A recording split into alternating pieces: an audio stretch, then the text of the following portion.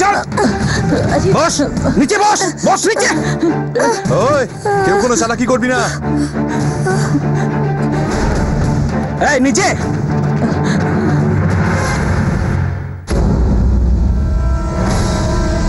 পুলিশরা আমাদের চারদিক থেকে ঘিরে নিয়েছে, আমরা বেরোতে পারবো না। স্যার সেটা কোনো সমস্যাই নয়। এরা আছে কি করতে? এরা কবে কাজে আসবে?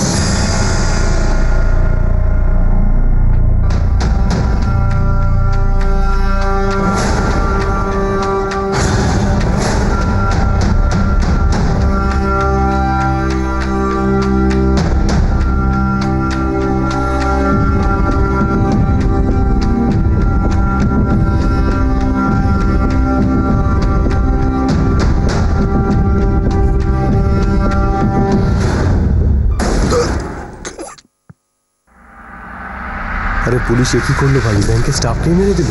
কি রে, সত্যি ব্যাংকের স্টাফকে মেরে দিল?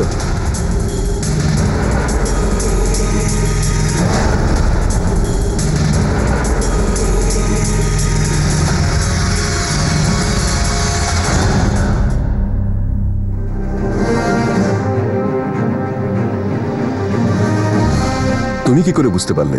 স্যার, গ্যাংস্টারের স্যুট ও জুতোর সঙ্গে ম্যাচ হচ্ছিল না। ইন্সপেক্টর বিনোদ মোরে, ভাই তোমার মাথার গুলি কিন্তু ঠিক নিশানায় গিয়েই লাগে। থ্যাংক ইউ স্যার, কিন্তু আমার পরের লক্ষ্য হলো মহেশ মূর্তি। শুনেছি তোমার পোস্টিং তোমার নিজের ইচ্ছেতেই করিয়েছো। মহেশ মূর্তির সঙ্গে কোনো পার্সোনাল শত্রুতা? না স্যার, মহেশ মূর্তি একজন গুন্ডা, আর পুলিশ হওয়ার জন্য ওকে আটকানো আমার কাজ। মূর্তি গ্যাংয়ের কাছে লেটেস্ট অস্ত্র আছে। আমাদের কাছেও একটা অস্ত্র আছে, আইন। সেই অস্ত্রের আগে মহেশ মূর্তির মতো লোকজন টিকতে পারবে না।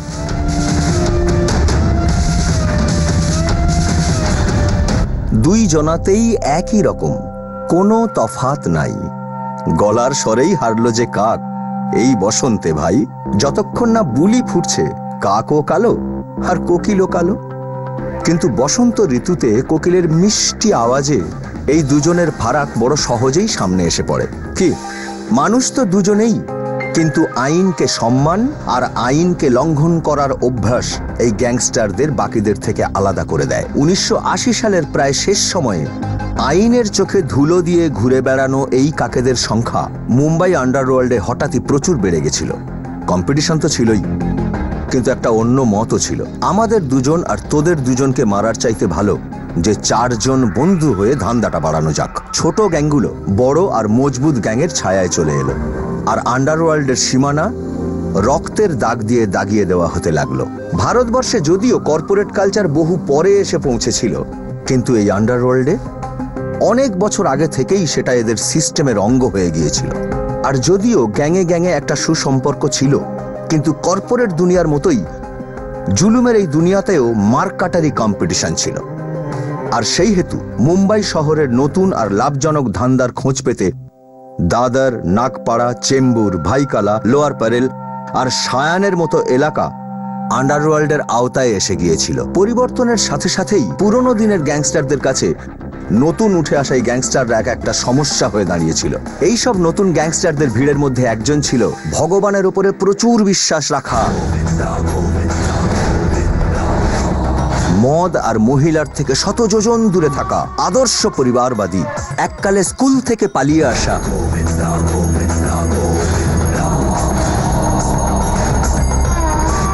কিন্তু ম্যাথামেটিক্সে অসম্ভব জিনিয়াস, এক সাংঘাতিক বুদ্ধিমান আর প্রচন্ড উচ্চাকাঙ্ক্ষী মহেশ মূর্তি।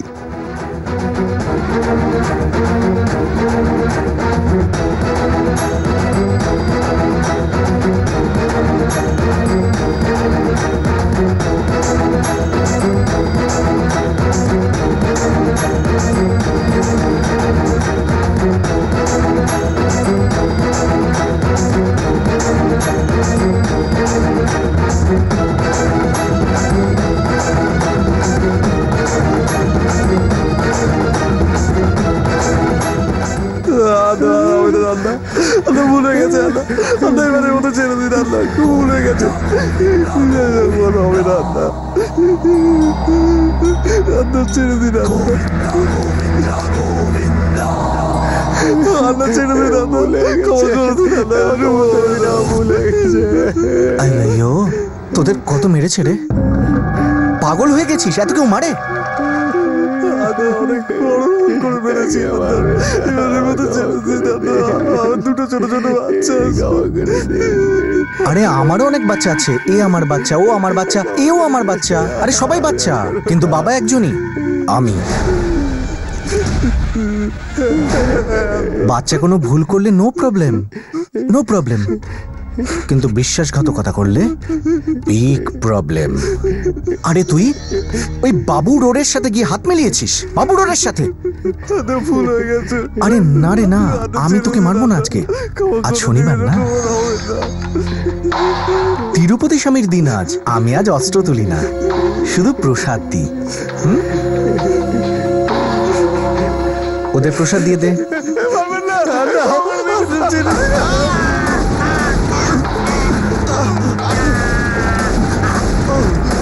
গোবিন্দা রে গোবিন্দা, গোবিন্দা। সায়নের ফুল আর সবজির আড়তগুলো থেকে মুম্বাইয়ের আন্ডারওয়ার্ল্ডে রাজত্ব করার বাসনা নিয়ে যখন মহেশ মূর্তি উঠল, তখন তার সামনে দাঁড়ালো ইন্সপেক্টর বিনোদ মোরে। যখন একটা হাত চড় মারার জন্য ওঠে, তখন কখনো কখনো তাকে অন্য হাতের সঙ্গে মোকাবিলা করতে হয়। একটা কম্পন শোনা যায়। মহেশ মূর্তি আর বিনোদ মোরে দুজনেই জব্বর রকমের শুটার ছিল, আর ওদের এই খুনি যুগলবন্দির সুর আন্ডারওয়ার্ল্ডের অন্ধকার গলিগুলোকেও কাঁপিয়ে দিয়েছিল। ভালো আর মন্দের এই লড়াইয়ে মুম্বাইও ভয়ে আড়ষ্ট হয়ে গিয়েছিল। যতক্ষণে দুজনের মধ্যে কেউ একজন স্বস্তির শ্বাস নিয়েছিল, ততক্ষণে দ্বিতীয় জন জমের বাড়িতে।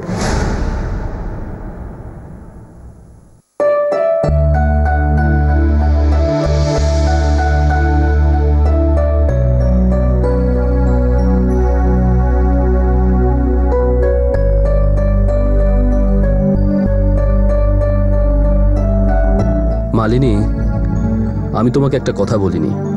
এই এই এলাকাটা একটু বিপজ্জনক, তাই তো? এই এলাকার ডন হলো মহেশ মূর্তি, যার এই এলাকায় অনেক ক্ষমতা।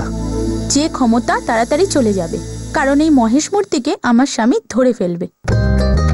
তোমার ভয় টয় লাগে না নাকি? By the way inspector Binod মোড়ে, তুমি বারবার ভুলে যাও কেন? কারণ আমার বাবা আর ভাই শুধু পুলিশ অফিসার নয়, আমার দাদু এবং তার বাবাও পুলিশে ছিল। তাই জন্য শুধু শুধু তুমি আমার জন্য চিন্তা করো না। আমার বাঘিনী। জয় হিন্দ স্যার। অবিনাশ সালমকে, আপনার অ্যাসিস্ট্যান্ট। মহেশ মূর্তির সঙ্গে পরিচয় করাবে না? কি স্যার? আমায় ওর এলাকা দেখাও, চেনা পরিচয় আপনা থেকেই হয়ে যাবে।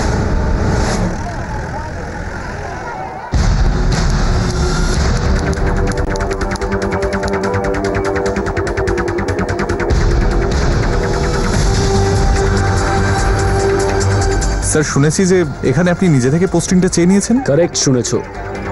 স্যার আমাদের আগের অফিসারও ভালোই ছিলেন, কিন্তু মূর্তির সঙ্গে লড়াই করা এত সোজা নয়। সহজ কাজ আমারও পছন্দ নয়। স্যার আমাদের পুরো টিমটা আপনার মতো অফিসারেরই অপেক্ষা করছিল। স্যার আমিও শুনেছি আপনি যেখানে যান সেখান থেকে ভাইদের একেবারে শেষ করে দেন। কার ভাই? সেই ভাই হয় যে সবাইকে রক্ষা করে।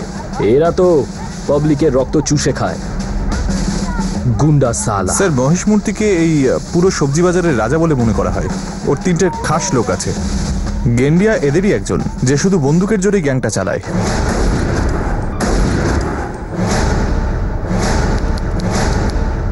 আর একজন হলো রাকেশ ওরফে ডক্টর, যার বুদ্ধিতে এই গ্যাংয়ের কাজগুলো হয়।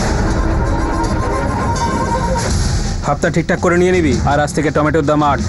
হ্যাঁ যাও। আর 3 নম্বর হলো কবির, যে আনাজের এই ব্যবসায় মূর্তির পার্টনার।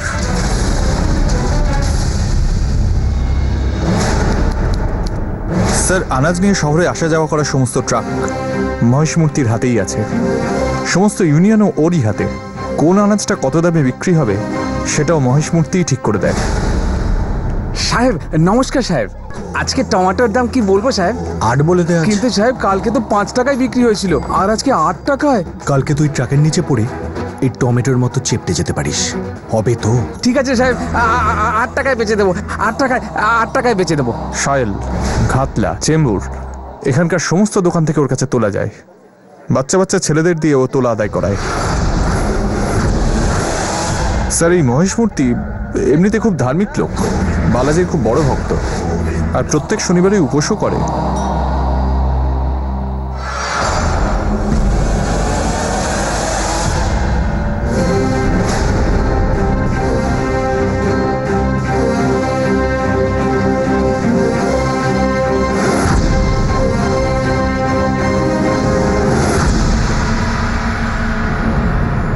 স্যার এটা হলো মহেশ মূর্তির ভাইগিরি। ভাই আসবে যাবে, কিন্তু আইন হলো সবার বাপ, আর সে এখানে এসে গেছে।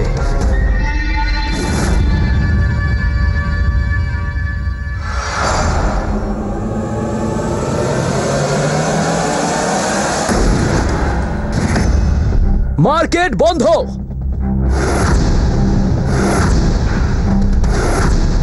আমার নাম হলো বিনোদ মোড়ে, এটা আমার এলাকা, আর আমি হলাম এই এলাকার ইনচার্জ।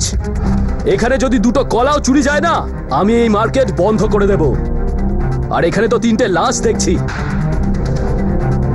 সেজন্য আজ থেকেই মার্কেট বন্ধ। আজ পর্যন্ত এই মার্কেট কখনো বন্ধ হয়নি সাহেব, আর আজকেও হবে না।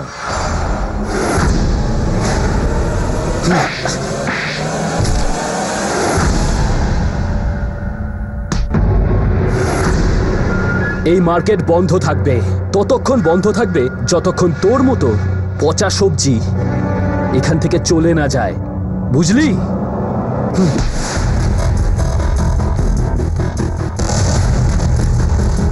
কেউ যদি এই ব্যাপারে কিছু জেনে থাকে সে সামনে আসুক। যদি আজকে চুপ করে থাকো তাহলে কালকে তোমাদের লাশ এখানে পড়ে থাকবে। অবিনাশ স্যার, আমি মহেশ মূর্তির সঙ্গে দেখা করতে চাই। ঠিক আছে স্যার, আমি ওকে থানায় হাজির হতে বলছি স্যার। মহেশ মূর্তিকে যদি থানায় ডাকা হয় তাহলে ঝামেলা বেড়ে যাবে। ঝামেলা তখন বাড়বে যখন আমরা ওকে ওর বাড়ি থেকে টানতে টানতে থানায় নিয়ে যাব।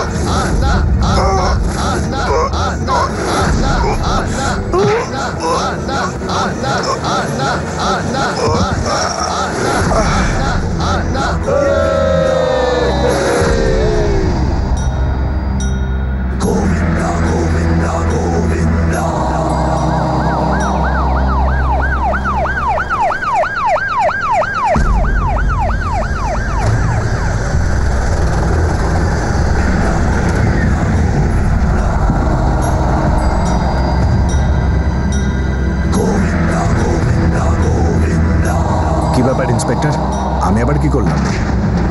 চল বলছি। কি হচ্ছে?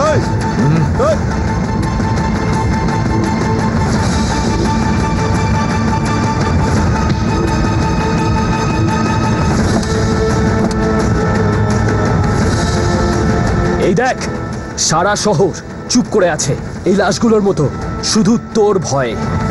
চল।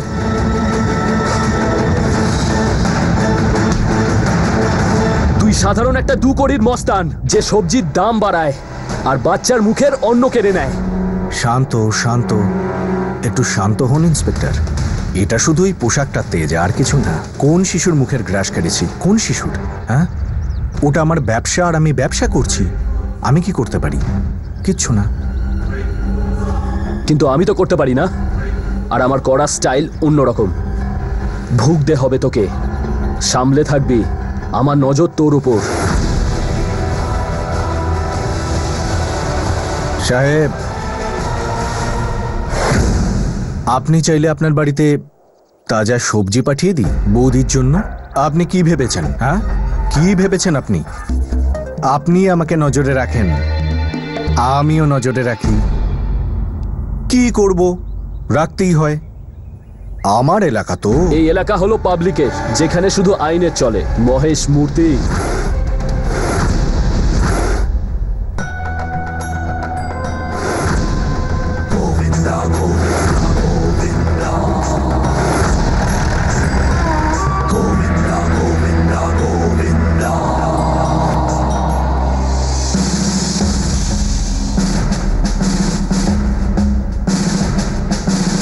স্যার, আজ অনেকদিন বাদে মনে হচ্ছে আমরা সত্যি কিছু করছি, একটু অন্যরকম কিছু। আমরা তো এখনো শুরুই করিনি অবিনাশ। একটু অন্য কিছু করার জন্য দ্বিগুণ পরিশ্রম আর 4 গুণ সাহসের প্রয়োজন। টিম রেডি আছে? হ্যাঁ স্যার। শুধু রাস্তা দিয়ে হেঁটে এই লড়াইটা জেতা যাবে না, আর এটার জন্য আমাদের একটা গোপন নকশা তৈরি করতে হবে। স্যার, আপনি কি তবে ইনফরমারদের কথা বলছেন? হ্যাঁ অবিনাশ, এই লড়াই আমাদের মহেশ মূর্তির গ্যাংয়ের ভেতরে ঢুকেই করতে হবে, আর এই ইনফরমারই আমাদের সবচেয়ে বড় নেটওয়ার্ক হবে আর সবচেয়ে বড় অস্ত্র। সাহেব, আপনি মহেশ মূর্তির ফাইলটা চাইছিলেন সাহেব।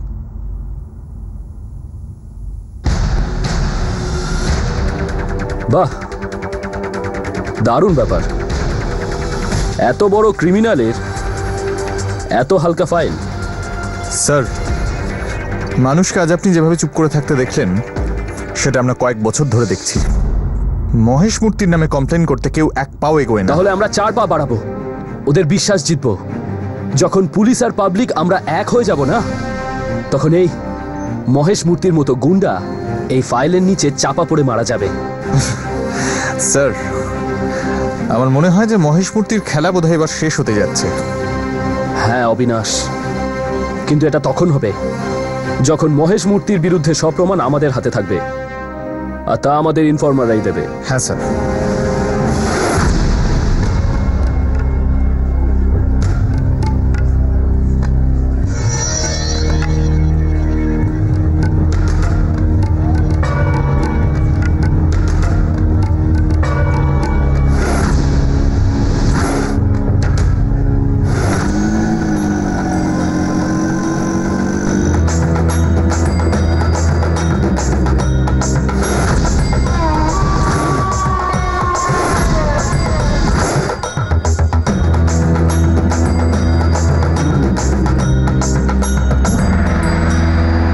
আন্না, এটা চেম্বুরা চুনাভাটির হাপ্তা।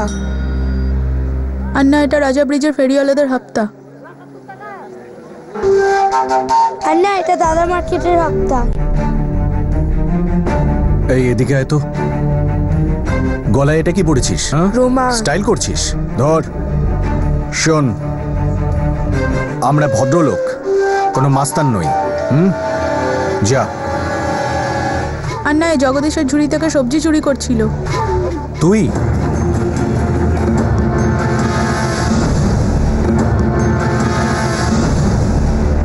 কেন করেছিস রে? খিদে পেয়েছে? এই নে, এটা দিয়ে পেট ভরে খা। তুইও নে, এনে ধর। যা যা, নাও এটা নিয়ে ওকে দাও। চলো।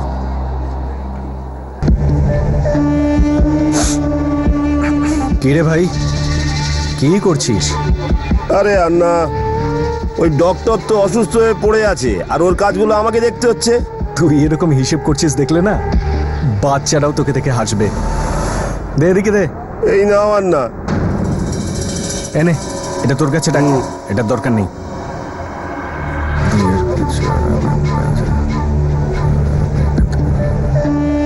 এনে 1,16,000 টাকা ধারাবি থেকে এসেছে। আর এটা কি রে? এই কবির এখনো ট্রাক ড্রাইভারের 30,000-এর হিসেব দেয়নি? না, দেয়নি। কি বলছে তোর ক্যালকুলেটর? একদম পারফেক্ট আন্না। পারফেক্ট হিসেবই হবে রে। আমার এক আন্না ছিল রামান্না, খুব ভালো ছিল, নিজের ভাইয়ের মতো মানতাম।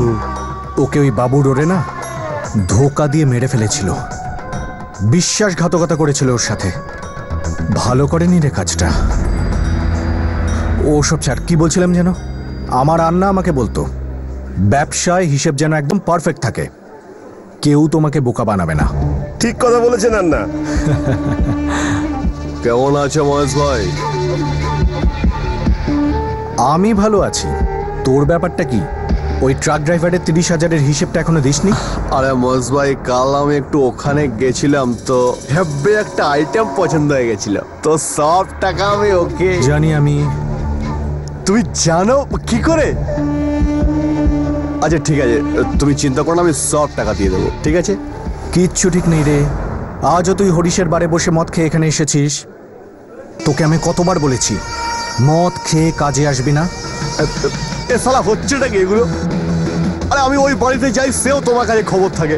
আমি হরিশের বারে যাচ্ছি, সেখানে তুমি খবর পেয়ে যাচ্ছ। আর তুমি কি আমার পেছনে লোক লাগিয়েছো? আবে আমি তোমার পার্টনার। হ্যাঁ, তুই পার্টনার, আর আমি তোর পেছনে লোক লাগাইনি।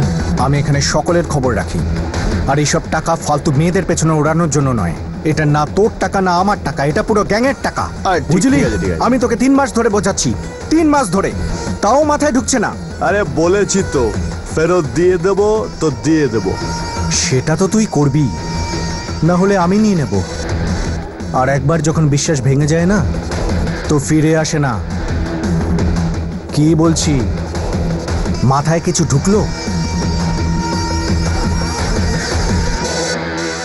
এদিকে পুলিশ অফিসার বিনোদ মোরে মহেশ মূর্তির শত্রু হওয়ার আগেই পুরনো শত্রু বাবু রোডে তার ফনা তুলে ধরা শুরু করে দিয়েছিল। মহেশ আর বাবু একই দলে কাজ করা দুজন ভালো বন্ধু ছিল, কিন্তু বাবু এই গ্যাংয়ের লিডারকে মেরে মহেশকে নিজের একটা আলাদা গ্যাং বানাতে বাধ্য করেছিল। বন্ধুত্বে আঁচড় লাগলেই দ্রুত তা শত্রুতায় পরিণত হয়। 2 বছর জেলে কাটানোর পর বাবুর এটা মনে হলো যে মহেশ ওর এলাকাকে নিজের কবজায় নিয়ে নিয়েছে। 2 গ্যাংয়ের এই শত্রুতার নতুন চ্যাপ্টারের সূচনা বাবুর হাত ধরেই, যে মহেশের ট্রাকগুলো লুট করতে শুরু করেছিল।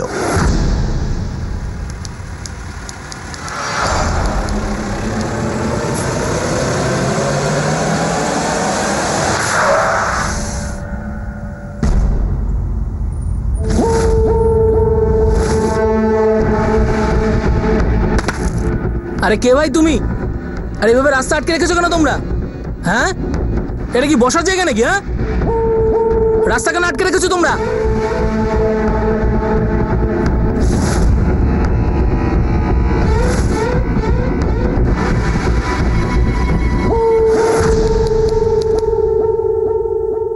আরে বাবু ডোরে?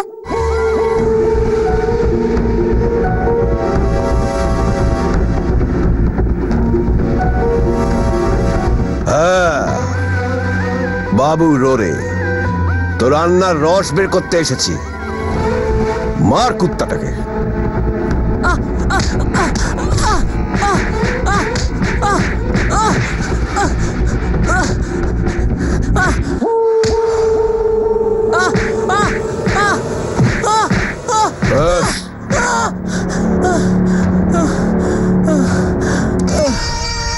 কিরে কুত্তা, এখন তুই আমার অ্যাম্বুলেন্সে হসপিটালে যাবি, আর হসপিটাল থেকে বের হওয়ার পর তুই আমার কাছে আসিস।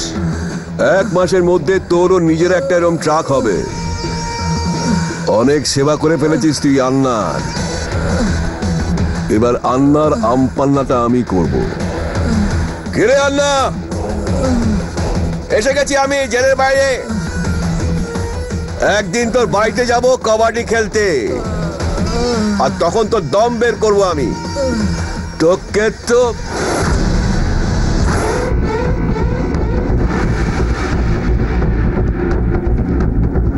এই চল।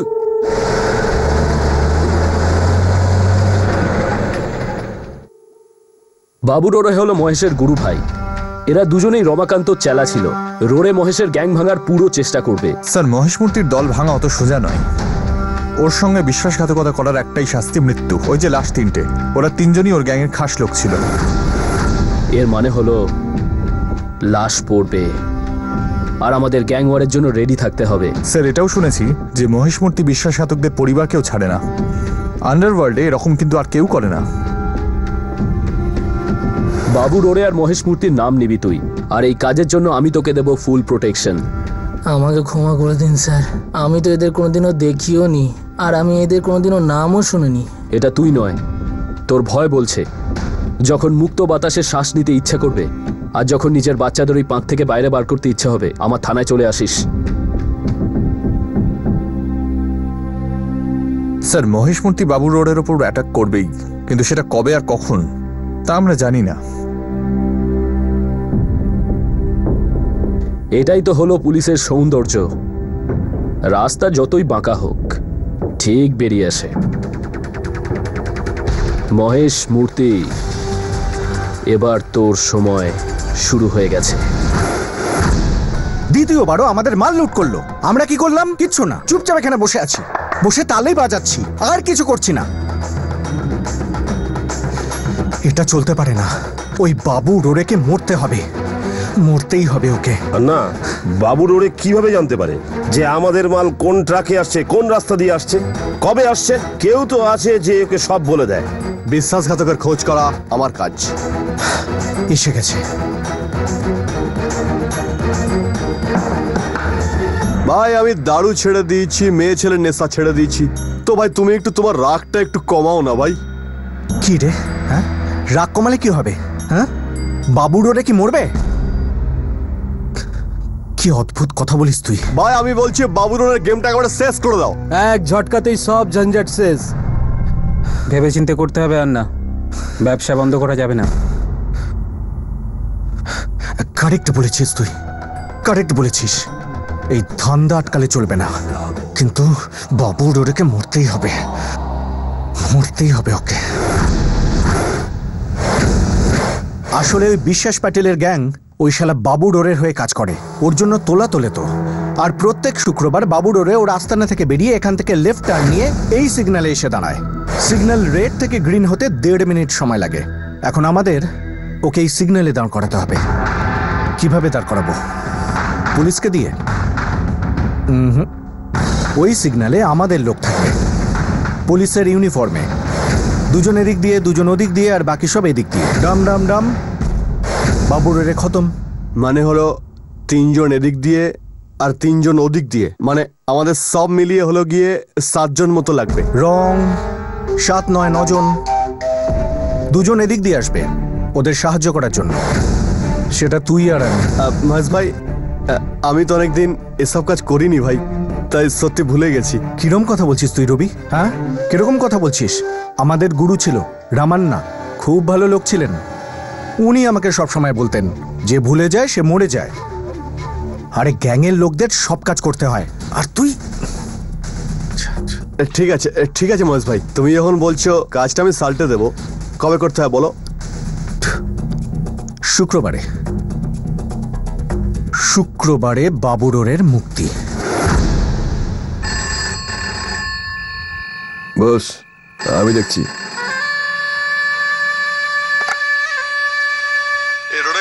তোর জন্য একটা খাস খবর আছে, কিন্তু তার জন্য মোটা মাল লাগবে। কি রে কবির, আগের বার তো মহেশের ট্রাক লোড করার জন্য তোকে অনেক মাল দিয়েছি, হ্যাঁ? আবার টাকা চাইছিস? বল কি খবর আছে? আরে মুখটা বন্ধ রাখলে বলবো কি করে? বল কত চাস আর কি চাস, তাড়াতাড়ি বল। আমার মহেশের জায়গা চাই, এই গ্যাংটা আমার আন্ডারে চাই। তুই মহেশের জায়গা নিবি? আবে তোর মধ্যে কি এত ডেয়ারিং আছে? কাল যখন তুই জয়ন্ত পাটিলের সঙ্গে দেখা করতে যাবি, তখন 4 রাস্তার মোড়ে মহেশ আর ওর ছেলেরা তোকে ঠুকে দেবে, আর সেই ছেলেগুলোর মধ্যে আমিও থাকবো, আর তার মধ্যে কয়েকজন ট্রাফিক পুলিশের ড্রেসে থাকবে। কাল তোর গেম বাজানো হবে রোডে। মহেশ তোকে নিজের ছোট ভাইয়ের মতন মনে করে, আর তুই কত বড় বিশ্বাসঘাতক। কিন্তু কি কর, আমারও তো বিশ্বাসঘাতকদের ভীষণ পছন্দ। কালকে তোর গেম শেষ হতে যাচ্ছে রোডে।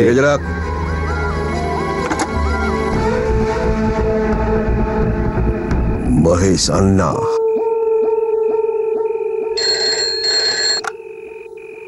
হ্যালো। শুধু মোরে, আর কেউ না। কে? যে খবরটা দিচ্ছি চুপচাপ শোনো। হ্যাঁ বল। কাল ঠিক 3টের সময় 4 রাস্তার মোড়ে মহেশ আর ওর ছেলেরা রোডেকে শেষ করতে যাচ্ছে। খবর একদম পাক্কা, তোমার যা করার করতে পারো। আমাদের টিম তৈরি করতে হবে স্যার।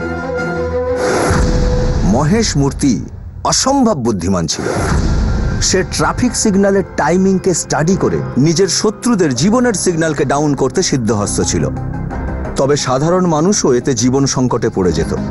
কিন্তু এইবার তাকে রুখে দিতে বিনোদ মোড়ে পৌঁছে গেল, কারণ বিনোদ এটাই মানত যে অপরাধের গতি যতই জোরালো হোক না কেন, আইনের স্পিড ব্রেকার তাকে থামাবেই থামাবে।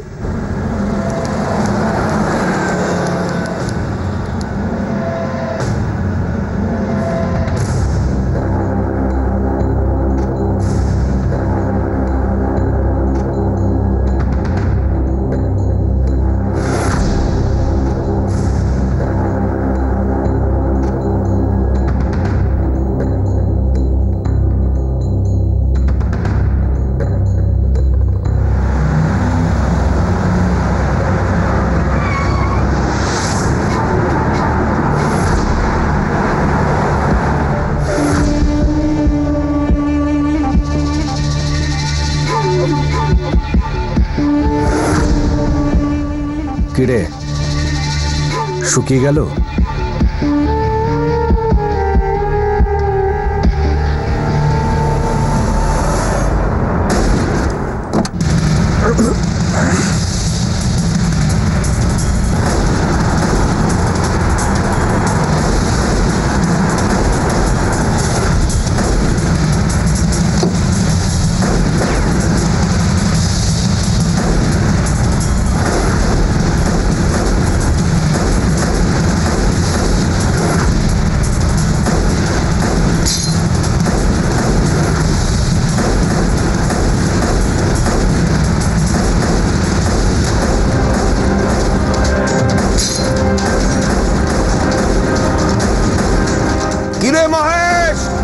শালা, নিজের দলে বিশ্বাসঘাতক পুষে আমাকে মারতে এসেছিস?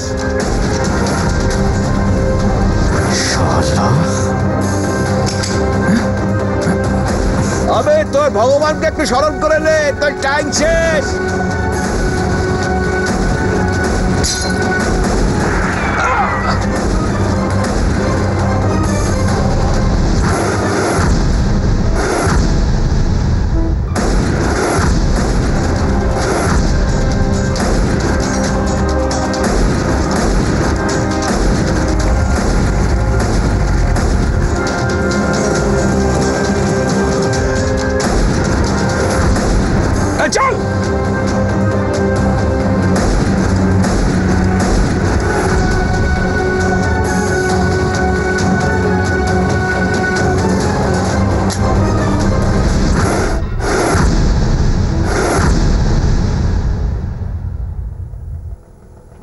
কি বলেছিলাম আমি তোকে?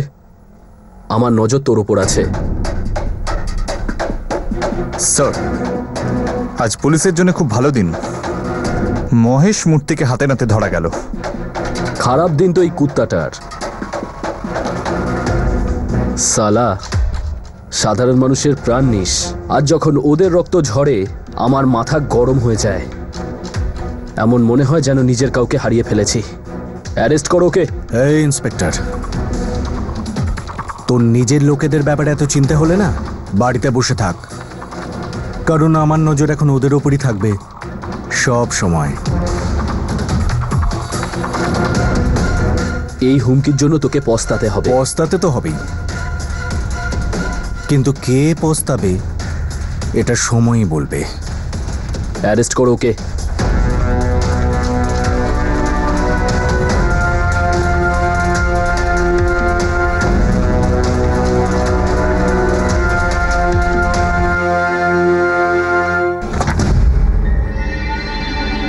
তোর ভাই কোথায়? কবিরের ছোট ভাই আমি, সেক্রেটারি নয়। চল ফোট এখান থেকে। তোর ব্যাপারে কোনো আমাদের ইন্টারেস্ট নেই। সেই জন্য যেটা জিজ্ঞাসা করছি তার পরিষ্কার জবাব দে যে কবির কোথায়। সালা তোমাদের সঙ্গে কথা নয়।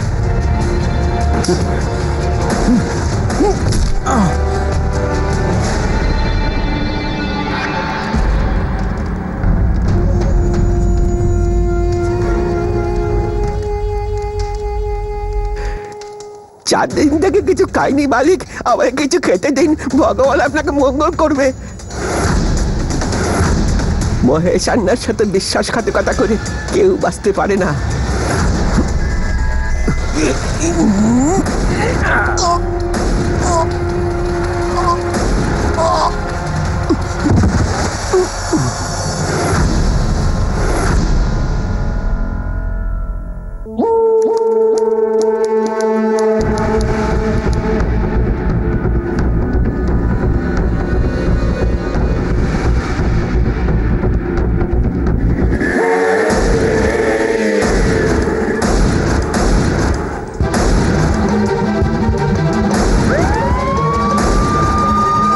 চল পালা এখান থেকে, গাড়ি চালা তাড়াতাড়ি।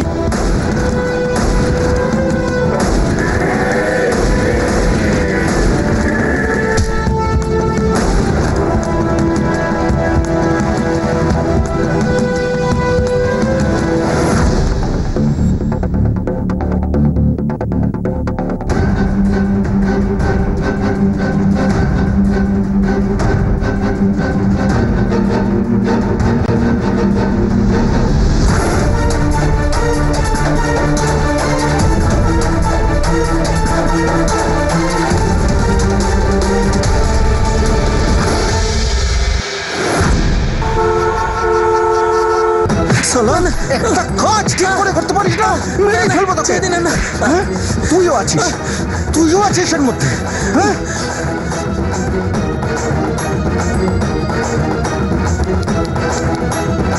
তোদের তো চুটি খুলে মারা উচিত।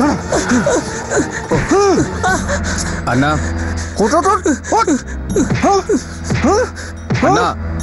কি হলো? কি রক্ত দেখবি? দাঁড়া, এই দেখ রক্ত। রক্ত দেখার জন্য না বুকের পাটা দরকার, যেটা তোর মধ্যে নেই। আর মাকেও আমি বলেছিলাম লেখাপড়া শিখিয়ে তোকে বড় করতে। আমি আমার দায়িত্ব পালন করেছি। এখানে কি করতে এসেছিস? লেখাপড়া শিখিয়েছি তোকে, আর কি চাই? আমি তোকে বলেছিলাম না আমার ব্যবসা থেকে দূরে থাকতে? তোকে বলেছিলাম তো, তবে কেন এখানে এসেছিস? যা এখান থেকে। আর আমি লন্ডন থেকে পড়াশোনা শেষ করে এসেছি। আমার কথা শোন তুই। মা বাবার সাথে দেখা করবি আর পরের ফ্লাইট ধরেই চুপচাপ চলে যাবি। চল, যা এখান থেকে। আন্না, কথাটা শোনো। আন্না, যা এখান থেকে, যা এখান থেকে, যা এখান থেকে,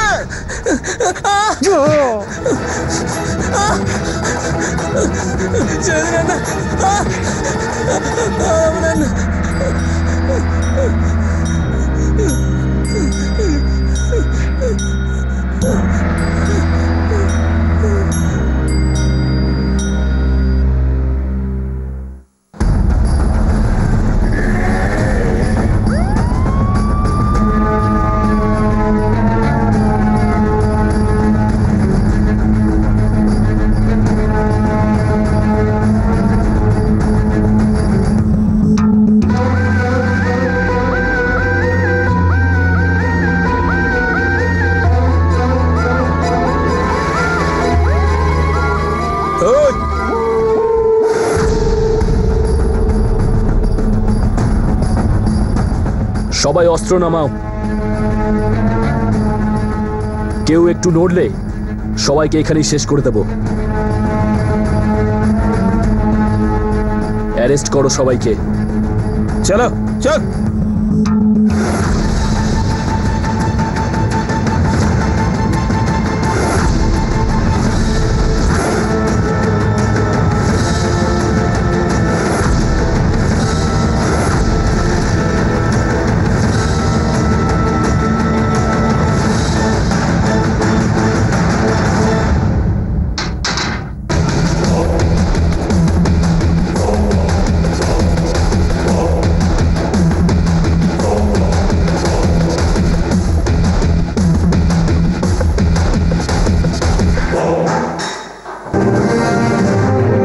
সবাই কান খুলে শোনো, আমার নাম হলো বিনোদ মোড়ে।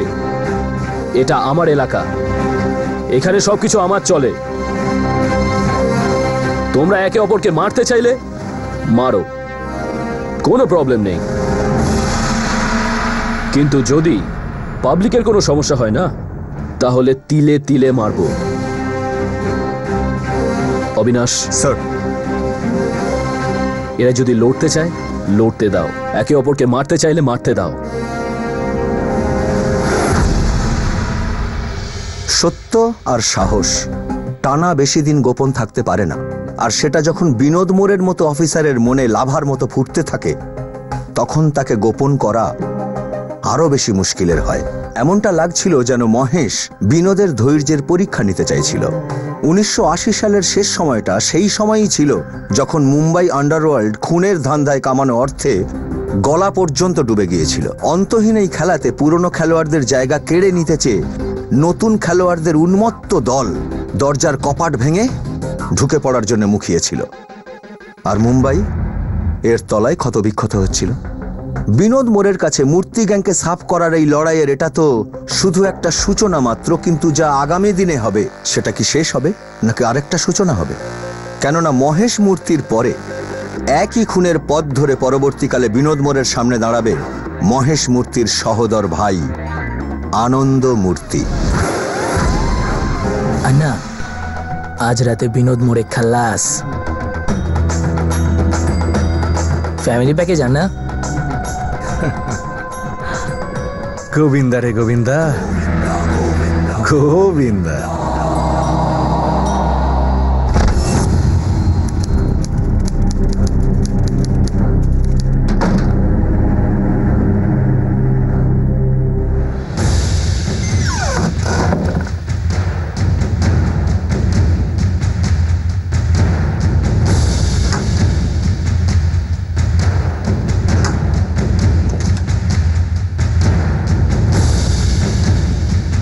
গেল বলতো? আকাশে হারিয়ে গেল না পাতালে?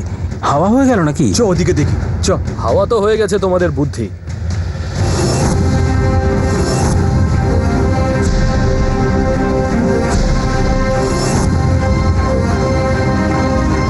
তোমরা পারো বটে, একটা পুলিশ ইন্সপেক্টরের বাড়ি চলে এসেছো।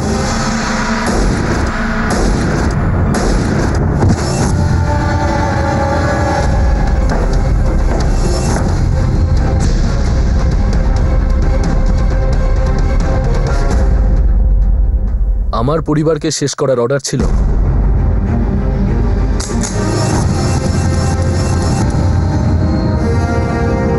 হ্যাঁ স্যার। যখন আমি মহেশ মূর্তিকে গ্রেফতার করেছিলাম না, তখনই আমি জানতাম যে আমার পরিবারের ওপর অ্যাটাক হবে। এটা তোমাদের মতো গুন্ডাদের বস্তা পচা একটা প্ল্যান। আমরা তো শুধু আমাদের কাজ করছিলাম স্যার। আমার বউকে মারা তোমার কাজ ছিল, তো আমার কাজ হলো তোমাদের মতো গুন্ডাদের আইনের হাতে তুলে দেওয়া।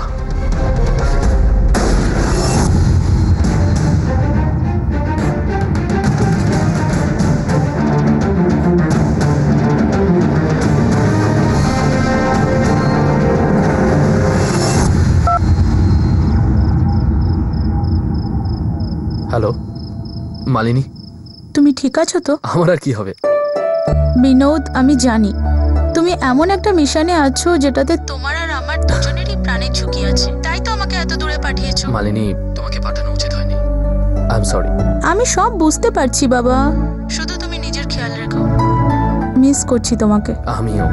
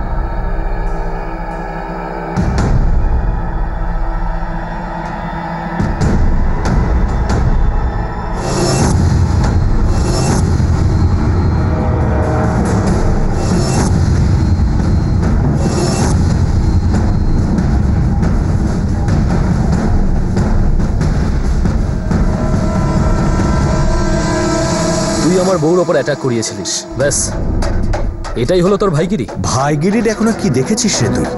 কি দেখেছিস? আরে সব আমি শুরু করিনি রে, তুই করেছিস। আর শেষও আমিই করব। আজ থেকে তোর আর আমার পার্সোনাল শত্রুতা শুরু। আর এটা এই জন্য নয় তুই আমার বউর ওপর অ্যাটাক করিয়েছিলিস, এটা হলো এই জন্য যে তুই সাধারণ মানুষের ওপর অ্যাটাক করিস। আর আমি তোর এই হাতই কেটে ফেলবো। আরে এই সরকারি চাকর, কি বড় বড় কথা বলছিস? হ্যাঁ, বলে গেছিস এটা কোর্ট, আর কোর্ট প্রমাণ চায়, সাক্ষী চায়। আছে তোর কাছে? আছে? নেই? তাহলে মুখটা বন্ধ রাখ না, মঙ্গল হবে। আমার কাছে প্রমাণও আছে, সাক্ষীও আছে। তাড়াতাড়ি এখান থেকে ছাড়া পেয়ে যাব। হিম্মত থাকলে ভেতরে এসে দেখে যা। তুই আমার হিম্মত নিয়ে টেনশন করিস না, নিজেরটা ভাব। আমারটা ভাবা হয়ে গেছে রে, অনেক আগে ভেবে নিয়েছি। নিয়ে যাও একে।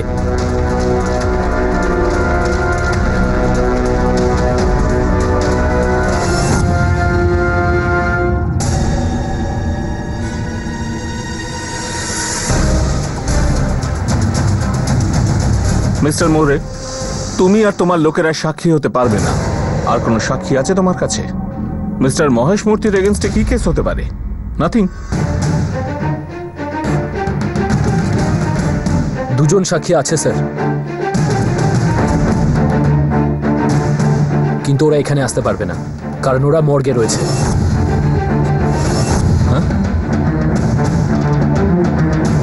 যেমন ওরা চুপ করে আছে, সারা শহরও চুপ করে আছে ওর ভয়তে। স্যার, একজন জীবিত সাক্ষীও আছে, আমার স্ত্রী। এ ওর ওপর অ্যাটাক করিয়েছিল, কিন্তু আমি খারাপ কিছু হতে দিইনি। তোমার পয়েন্টটা কি? স্যার, আমার পয়েন্ট হলো আইন এই ধরনের গুন্ডাদের শেল্টার দেয়, আর আমরা যারা আইনকে রক্ষা করি তাদের হাত বেঁধে দেওয়া হয়। ইন্সপেক্টর, এটা কন্টেম্পট অফ কোর্ট হচ্ছে। এর জন্য তুমি সাসপেন্ড হতে পারো, আবার তোমাকে গ্রেফতারও করা হতে পারে।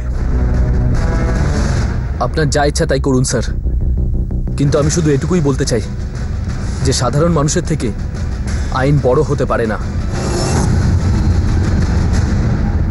আমি পুরো বিশ্বাস নিয়ে বলছি যে এই গুন্ডাটাকে মুক্তি দেবেন না। আইনের পরিবর্তন তোমার আমার কাজ নয়, এটা পার্লামেন্টের কাজ। সাক্ষী হাজির করতে পারছো না, কিন্তু আমাকে লেকচার দিয়ে যাচ্ছ।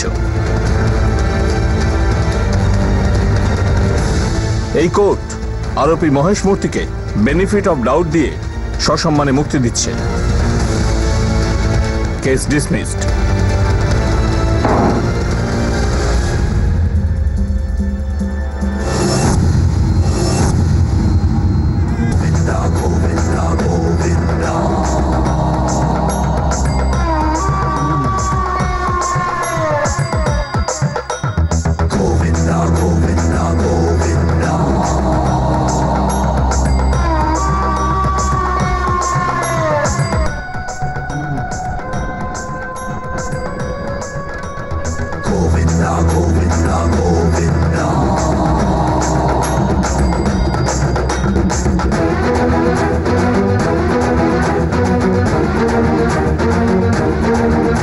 মন খারাপ করিস না রে ইন্সপেক্টর, সত্যিটা মেনে নে। তুই যতবার আমাকে জেলে ঢোকাবি না, ততবার আমি বেরিয়ে আসবো। তুই আর তোর আইন কিচ্ছু করতে পারবে না। যদি তুই ভেতরে থাকতিস না, তাহলে আমি কিচ্ছু করতে পারতাম না। কিন্তু এখন তুই বাইরে, তুই এখন স্বাধীন নয়। আমি তোর সাথে যা খুশি করতে পারি। দেখে যা আমি কি করে তোকে বরবাদ করি।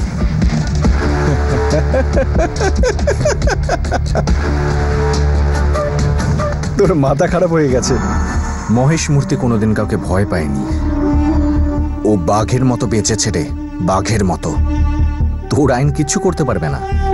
তোর আইনের যে লম্বা লম্বা হাতগুলো আছে না, ওগুলো শুধু মাছি মারবে, আর কিছু করতে পারবে না।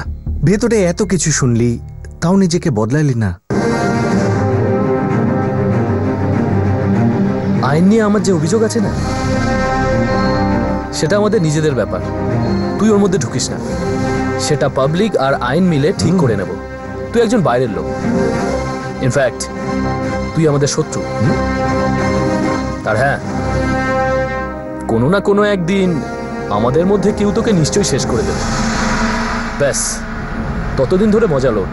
আর কিছু বলবি?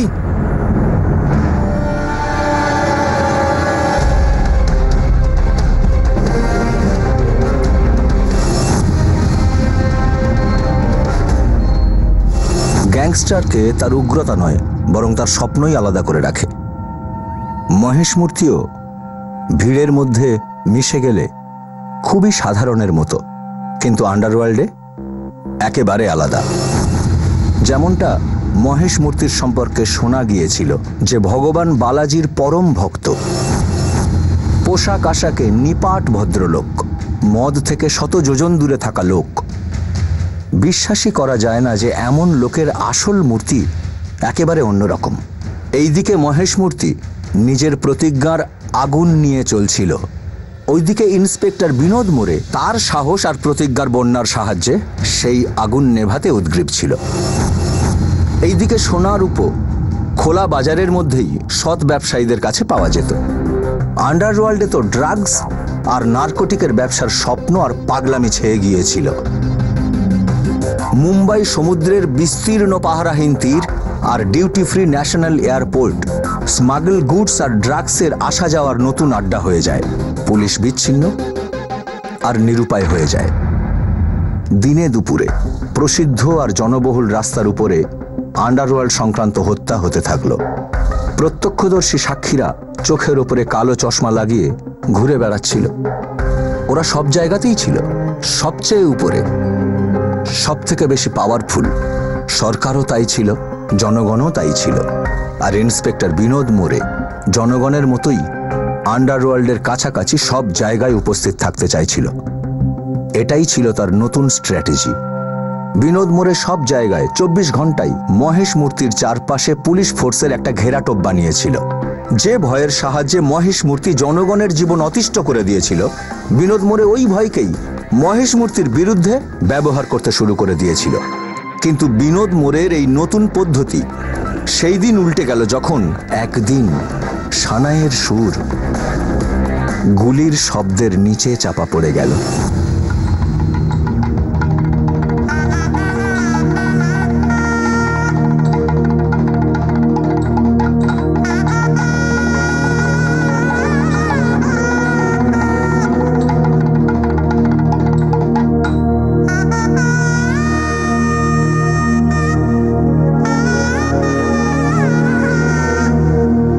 লালবাবু, আমাদের এতদিনের বন্ধুত্ব আত্মীয়তায় বদলে যাবে।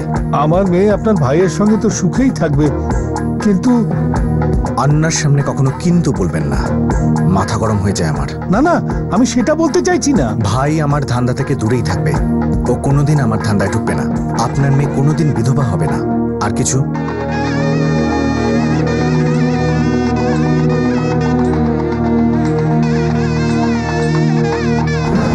সেলাম সাহেব।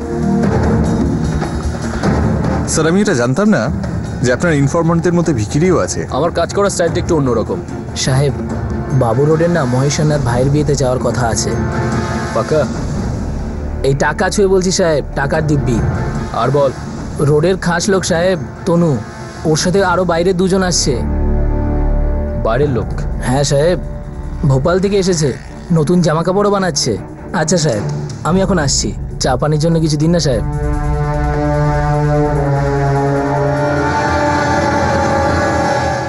ওং মঙ্গলম ভগবান বিষ্ণু মঙ্গলম গরুড়ধ্বজ। ওং মঙ্গলম ভগবান বিষ্ণু মঙ্গলম গরুড়ধ্বজ। ওং স্বাহা ওং স্বাহা। এবার বর বধূকে মঙ্গলসূত্র পরাবে।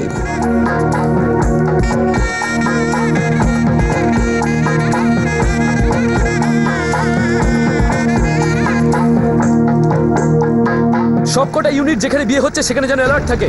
শুট আউট হতে চলেছে। আর হ্যাঁ, ওখানে সার্ভেলেন্সও থাকবে, ওভার এন্ড আউট। স্যার, গ্যাংস্টারেরা একে অন্যের বিয়েতে যায়। আপনি এটা কি করে বলছেন যে ওখানে শুট আউট হবেই? হবে। অবিনাশ বাবুর ওরেকে স্টাডি করো। ও তখনই অ্যাটাক করে ওর শত্রুদের যখন শত্রু অবচেতন থাকে অথবা কোনো কারণে ঝামেলায় পড়েছে। কিন্তু স্যার, বাবুর ওরে এটা করলে তো সঙ্গে সঙ্গে ধরা পড়ে যাবে। বাবুর ওরে থরেই নিজে করবে। ও বিয়েতে আসবে, বন্ধুত্বের হাত বাড়াবে আর চলে যাবে। আর তারপর এই ভোপালের লোকজন এসে কাজ করে চলে যাবে।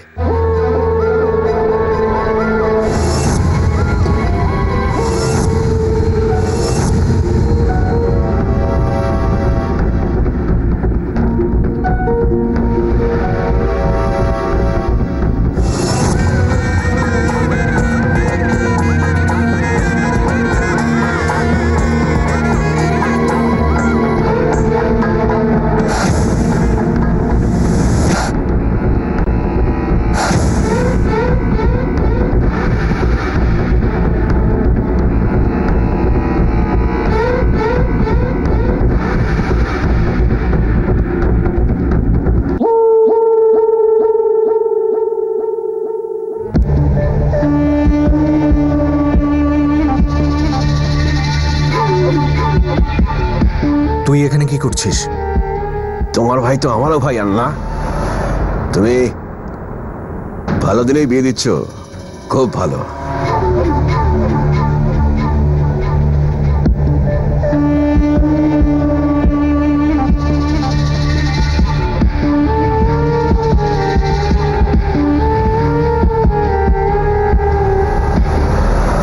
আমরা এখন থেকে আমাদের শত্রুতা শেষ হলো, এবার আমরা বন্ধু। আমি যতদূর জানি তোর বাহাত ডান হাতকে বিশ্বাস করে না। তাও যখন তুই বলছিস তখন মেনে নিচ্ছি তোর কথা।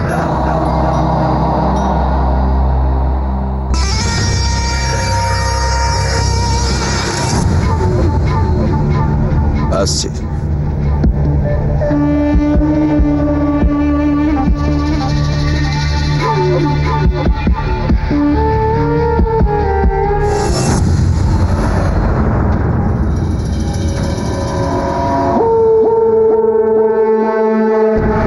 আজ এই কুত্তা আন্নাটা যেন কোনোভাবে না বাঁচে। তো শুটাররা রেডি তো? কারোর ওপর তো ভরসা করো বাবু ভাই, এসব ওদের বাঁ হাতের কাজ। ঠিক আছে, ওকে বল আপনাকে ঠুকে দিয়ে পালিয়ে যেতে। দোষ অন্য পুরনো শত্রুর নামে পড়বে। সব বলা হয়ে গেছে ভাই, এসে গেছে।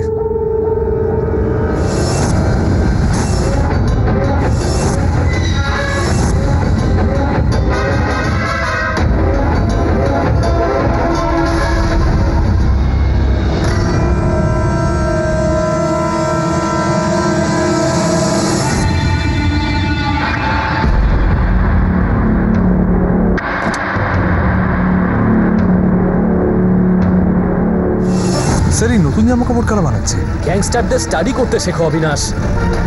বাবু রোডের এটা পুরনো অভ্যেস। ও এমপি থেকে শার্প শুটারদের ডাকে, ওদেরকে মুম্বাইতে রাখে। ওরা প্রচন্ড বিপজ্জনক, অন্ধের মতো ফায়ারিং করে। এই বিয়েতে ফুল ঝরবে না, রক্ত ঝরবে।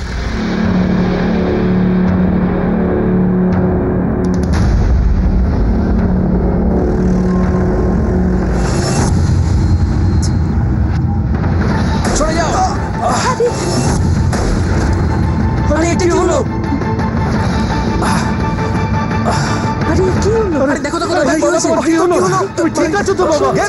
ডক্টর, এক্ষুনি অ্যাম্বুলেন্স আন, তাড়াতাড়ি।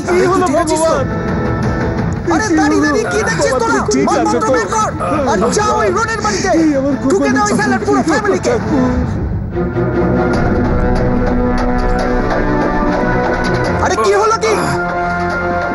এরপরও সাধারণ মানুষের প্রাণ নিবি? যা, নিজের ভাইকে দেখ, ও তোকে প্রাণে বাঁচিয়েছে। তুইও তো আমাকে প্রাণে বাঁচিয়েছিস ইন্সপেক্টর। যাতে তোকে আইন ফাঁসি দিতে পারে। আমি কোনো উপকার করিনি তোকে, আইনকে এখনো আমি বিশ্বাস করি, এটা জানা সত্ত্বেও যে তুই পুরো শহরটাকে নোংরা করে রেখেছিস। তুই আমার বউকে মারা সুপারি দিয়েছিলিস না? আমি তোকে জীবিত অবস্থায় আইনের হাতে তুলে দিতে চাই, পুরো প্রমাণ আর সাক্ষী সমেত। আর একটা কথা মনে রাখিস, যদি শহরে রক্তপাত হয় তাহলে তোকে সেই রক্তেই চুবিয়ে চুবিয়ে মারবো। উর্দির শপথ। সেটা দেখা যাবে ইন্সপেক্টর, দেখা যাবে।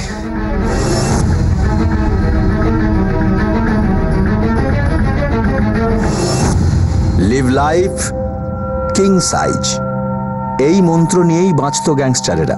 কিন্তু নিজেই নিজেকে রাজা ভাবা এই শয়তানেদের একথা জানা ছিল না যে এদের জীবনের সুইচ যখন তখন বন্ধ হতে পারে। অন্ধ গলির মধ্যে আয়েশের আড্ডায় বসে নিজেই নিজেকে মুম্বাইয়ের বাপ ভাবতে থাকা এই পাগলদের এটা জানা ছিল না যে পুলিশের হাত যখন তখন আর যেখানে সেখানে পৌঁছে যেতে পারে।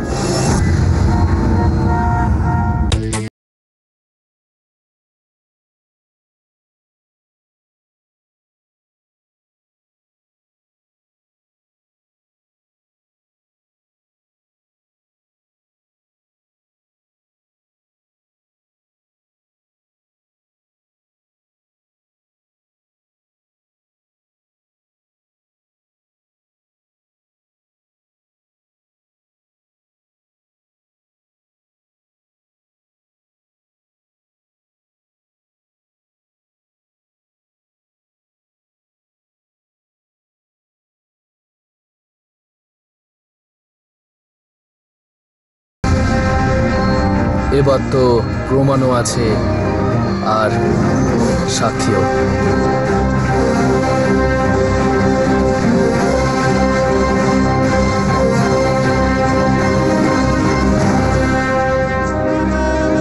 গেন্ডিয়া, তুই তো গেলি, চল।